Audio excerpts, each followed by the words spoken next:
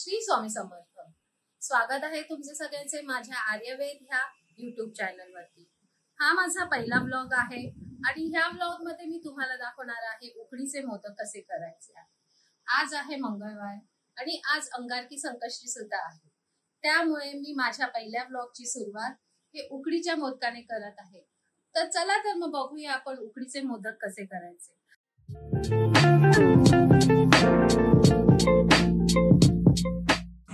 प्रथम उकडीसाठी आपण एक पेला पाणी घेतलं, अजून अर्धा पेला पाणी घेऊया त्याच्यात.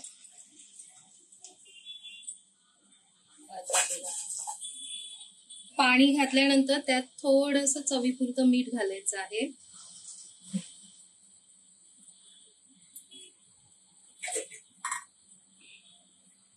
थोडंसं तेल किंवा तुम्ही तूपही घालू शकता. मी तेल घालते. आता ह्या पाण्याला थोडी उकळ येऊ दे. ह्या पाण्याला उकळ आली की मग आपण त्यामध्ये तांदळाचं पीठ घालायचं आहे.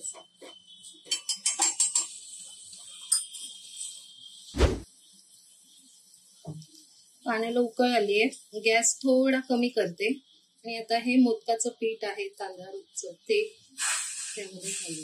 आपण 1.5 पेला पाणी घेतलंय तर 1.5 पेला तांदळाचं पीठ घ्यायचं आहे.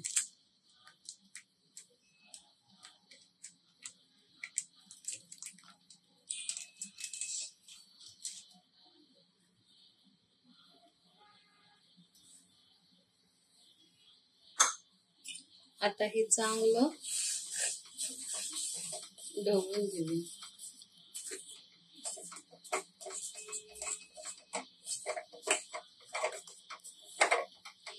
हे मंद गॅसवरच ठेवायचं आहे.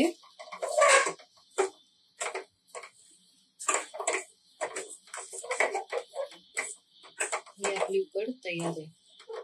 आता ही थोडा वेळ मी झाकून ठेवते.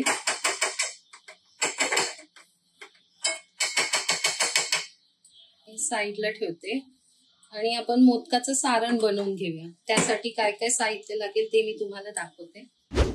आता मोदकाच्या सारणासाठी लागणारं साहित्य: गूळ घेतला आहे मी, ते नारळ घेतलेला आहे ओला, थोडे काजू घेतलेले आहेत बारीक करून, मनुके आहेत. आता हे आपण सगळं एक एक करून ह्या टोपात घालायचं आहे. ह्यामध्ये मी पहिलं तूप घातलेलं 1 चमचा. पहिला गूळ टाकते मी.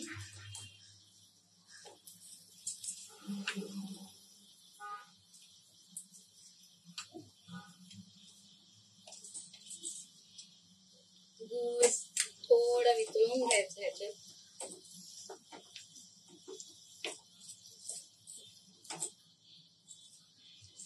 गूळ जसं पातळ होत येईल त्यामध्ये मग त्या काजू मनुका घालून घ्यायचे. तुम्ही अजून ड्रायफ्रुट्स त्याच्यात ऍड करू शकता.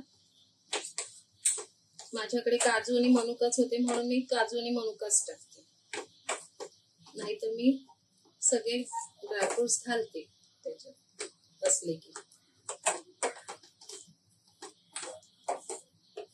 बघू शकता कशा प्रकारे मेल्ट झाला आहे, तो पातळ होत आलाय गूळ. आता ह्यामध्ये मी काजू घालते. मनुके काजू एकत्र घातले.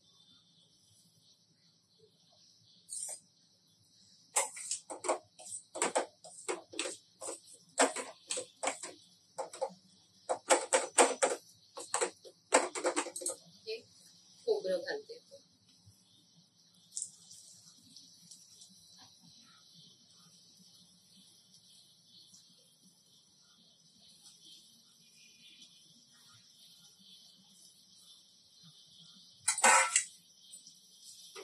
हे सगळं मिक्स करून घ्यायचं छानपैकी. हे सगळं करत असताना गॅस आपला मंदच ठेवायचा आहे, स्लो ठेवायचा आहे गॅस. मोठा केला तर ते करपून जाणार.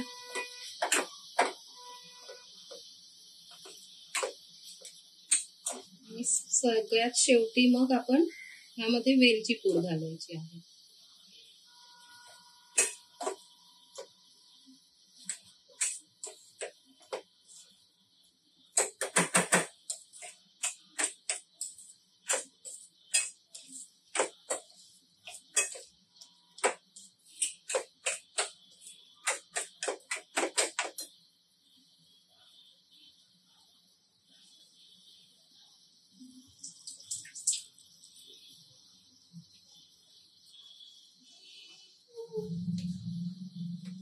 माझ्याकडे ही वेलची पूड केलेली होती.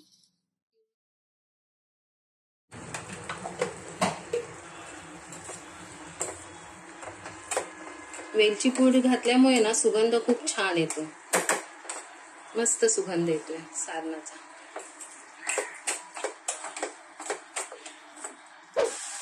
बघू शकताय अशा प्रकारे आपलं हे सारण तयार झालेलं आहे. खूप सुंदर दिसते. आता मी गॅस बंद करते. आता आपण मगाशी जे पीठ केनवून घेतलं होतं ते मळायचं आहे. ते थोडं थंड झालं का बघूया. हे मी झाकून ठेवते. आता ही मगाशी आपण उकड काढून घेतलेली ना, ती जर पंख्याखाली घेऊन थंड करून अशी थोडं गरम गरम असतानाच मळून घ्यायचं.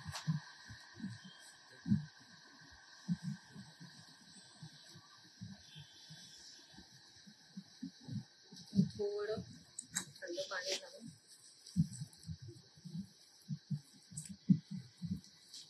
त्याच्या आतमध्ये गुठळ्या नाही राहायला पाहिजे. गुठळ्या सगळ्या मोडून टाकायच्या. छान मळून घ्यायचं.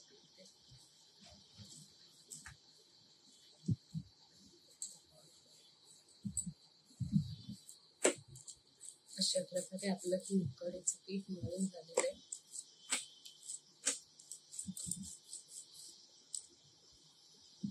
आपण ह्याचे गोळे करून घेऊ.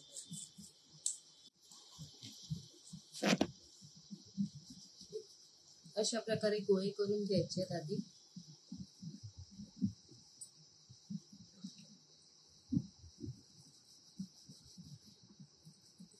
गोळे करताना सुद्धा हातावर पीठ चांगलं मळून घ्यायचं.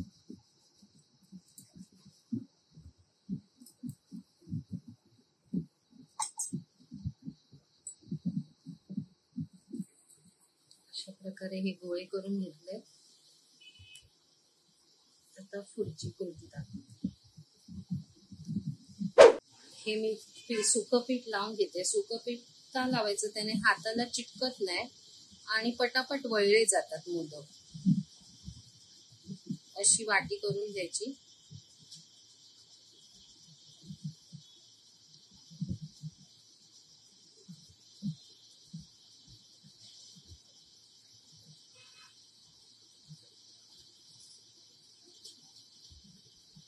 हे सारण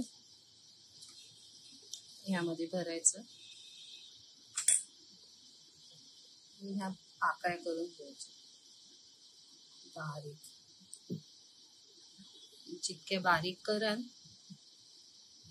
माझे जरा मोठेच झालेत, पण जितके बारीक कराल तितके कळ्या जास्त चांगल्या येतील.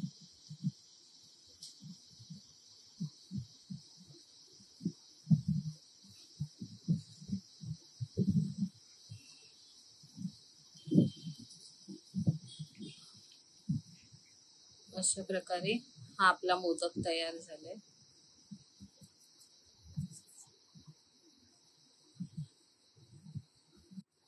आता मी एक नेवरी बनवते. नेवरी म्हणजे करंजी बोलतात तिला, कारण नुसते मोदक करत नाही. मोदकाच्या जोडीला एक करंजी करायची असते. आमची आजी, माझी मम्मी अशी बोलतात की मोदकाला एक करंजी करायची म्हणजे बहीण, भावाला एक बहीण, असं पूर्वीची लोक बोलायची. म्हणून नुसते मोदक नाही करायचे, एक करंजी ही त्याच्या जोडीला करायची. तीही दाखवते. ह्याला नेवऱ्या सुद्धा बोलतात. बघा,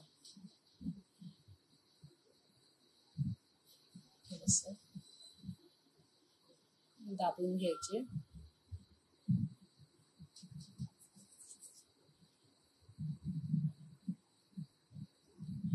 आणि मग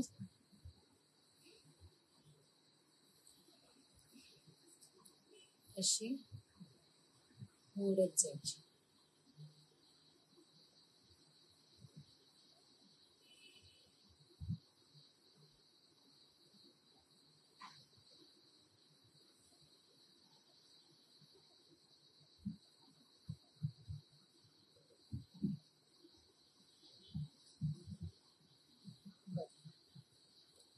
सुंदर दिसते ना.